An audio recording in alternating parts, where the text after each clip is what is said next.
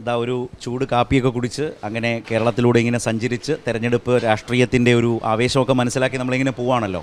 അങ്ങനെ ഞാൻ ഇപ്പോൾ എത്തിയിട്ടുള്ളത് പറവൂർ നിയോജക മണ്ഡലത്തിലാണ്.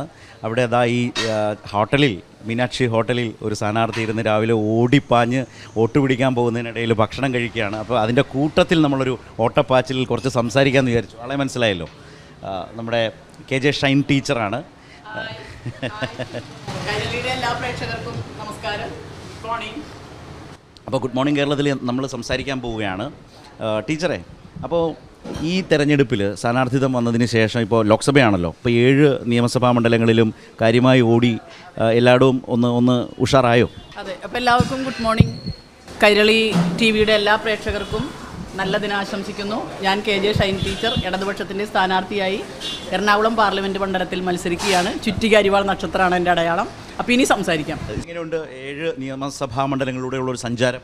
അതെ, ഞാൻ ഈ മാധ്യമങ്ങളിലൂടെയൊക്കെ അറിയുന്നത് പോലെ ഒരു കൗൺസിലറായിട്ട് 3-ാം വട്ടം പറവൂർ നഗരസഭയിൽ ഇപ്പോൾ വിദ്യാഭ്യാസ സ്റ്റാൻഡിംഗ് കമ്മിറ്റി ചെയർമാനായിട്ട് നിൽക്കുകയാണ്. ഇപ്പോൾ ഒരു പഞ്ചായത്തിൽ നിന്ന് അല്ലെങ്കിൽ ഒരു ലോക്കൽ ബോഡിയിൽ നിന്ന് ഒരു ചെറിയ കുളത്തിൽ നിന്ന് വലിയൊരു സമുദ്രത്തിലേക്ക് എന്നുള്ള പ്രതീതിയിലാണ് ലോക്സഭാ മണ്ഡലത്തേക്ക് വന്നിട്ടുള്ളത്. അപ്പോൾ ആദ്യം ഒരു സർപ്രൈസായിട്ടുള്ളൊരു ഇതാണല്ലോ, എല്ലാവരും പറഞ്ഞു സർപ്രൈസായിരുന്നു. എനിക്കും അങ്ങനെ തന്നെയായിരുന്നു. പക്ഷേ പാർട്ടി LDF ഒരു കാര്യം തീരുമാനിച്ചു. ആ തീരുമാനത്തെ 100% ഉൾക്കൊണ്ടുകൊണ്ട് അതിനൊരു അംഗീകാരമായി കണ്ടുകൊണ്ട് ജനങ്ങൾക്ക് വേണ്ടി സ്ഥാനാർത്ഥിയായിട്ട് ഈ എറണാകുളം പാർലമെൻറ്റ് മണ്ഡലത്തിൽ 7 നിയമസഭാ മണ്ഡലങ്ങളും ശരത്ത് സൂചിപ്പിച്ചതുപോലെ ഒരു റൗണ്ട് കഴിഞ്ഞു, സെക്കൻഡ് റൗണ്ട് ഓട്ടം തുടങ്ങി.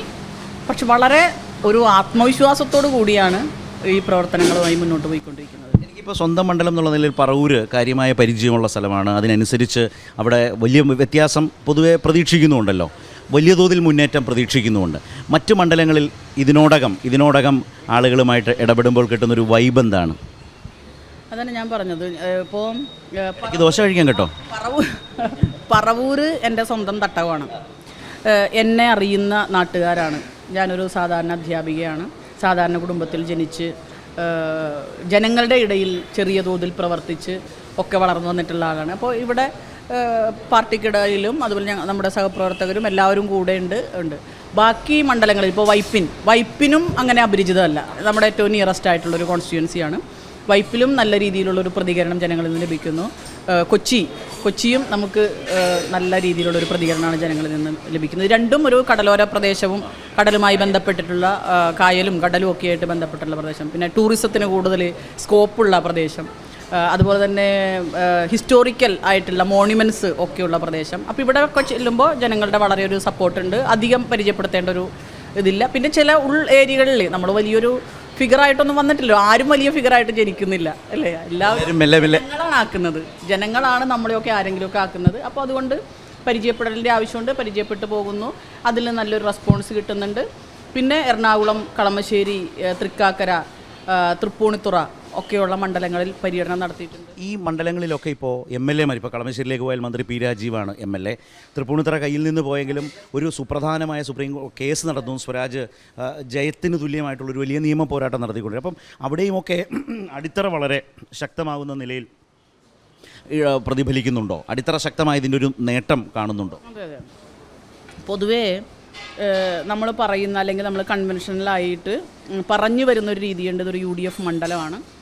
കുറച്ച് യാഥാർത്ഥ്യങ്ങളുണ്ട് ജയത്തിൻ്റെ വെളിച്ചത്തിൽ. പക്ഷേ ഇന്നത്തെ ഒരു സാഹചര്യം നമുക്കറിയാലോ, ഈ കേരളത്തിലടക്കം ഓരോ ഘട്ടവും ആൾട്ടർനേറ്റീവായി UDF വരുന്നു, LDF വരുന്നു, അങ്ങനെയാണ്. പക്ഷേ ആ ഒരു രീതി മാറി.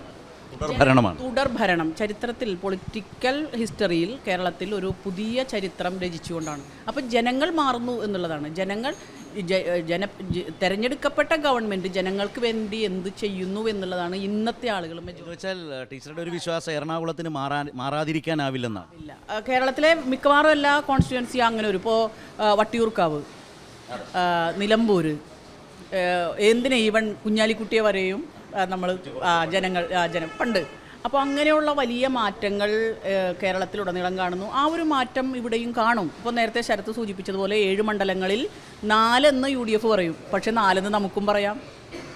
അതെ, 4 എന്ന് നമുക്കും പറയാം. അപ്പോൾ ആ രീതിയിൽ രാഷ്ട്രീയമായി നമുക്ക് കുറേ കൂടി സാധ്യതയുണ്ട്. ഒരു പ്രസംഗം എനിക്കൊന്ന് വനിതാ ദിനത്തോടനുബന്ധിച്ചാണെന്ന് ഭയങ്കരമായ വൈറലായി.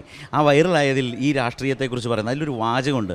UDFൻ്റെ കോട്ടകൊത്തളങ്ങൾ തകർക്കുന്നതിനെക്കുറിച്ച് പറയുന്നൊരു വാചകമുണ്ടായിരുന്നു. ശ്രദ്ധിച്ചിരുന്നോ? ഭയങ്കരമായിട്ട് ആ പ്രസംഗം വൈറലായിരുന്നു. ടീച്ചർ ആൾ കൊള്ളാമല്ലോ. മുമ്പ് പറഞ്ഞ പോലെ എറണാകുളത്തിന് പുറത്തും ഒക്കെ ആളുകൾ ഒരു സ്ഥാനാർത്ഥിയെ കൂടുതൽ മനസ്സിലാക്കുന്നതിന് ഇടവരുത്തിയൊരു പ്രസംഗമായിരുന്നു. അതിന് കിട്ടിയൊരു റെസ്പോൺസ് എങ്ങനെ ഉണ്ടായിരുന്നു? ഞാനീ പറഞ്ഞത് പ്രസംഗം ആളുകൾ ഇഷ്ടപ്പെട്ടു. നമ്മളുടെ ഒരു എന്തിനൊരു രാഷ്ട്രീയം ഉണ്ടല്ലോ.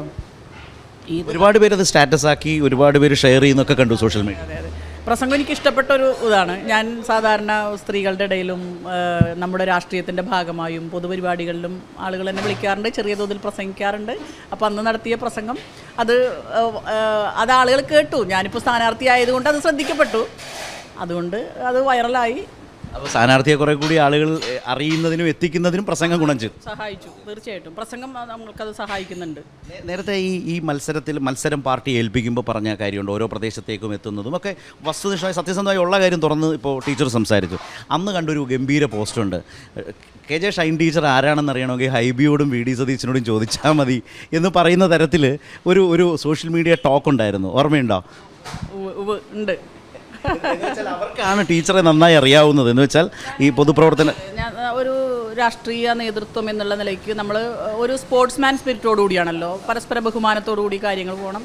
നമ്മുടെ പ്രതിപക്ഷ നേതാവ് നമ്മുടെ മണ്ഡലത്തിൽ ഉള്ള ആളാണ്. ഹൈബിയും എൻ്റെ ഒരു സഹോദരനാണ്. ഞങ്ങൾ നേരിട്ട് അറിയുന്നവരാണ്. പിന്നെ ബാക്കി ഉള്ള കാര്യം കമൻസൊക്കെ അത് ജനങ്ങളുടെ ഒരു വികാരമായിട്ട് ഞാൻ കരുതുകയാണ്.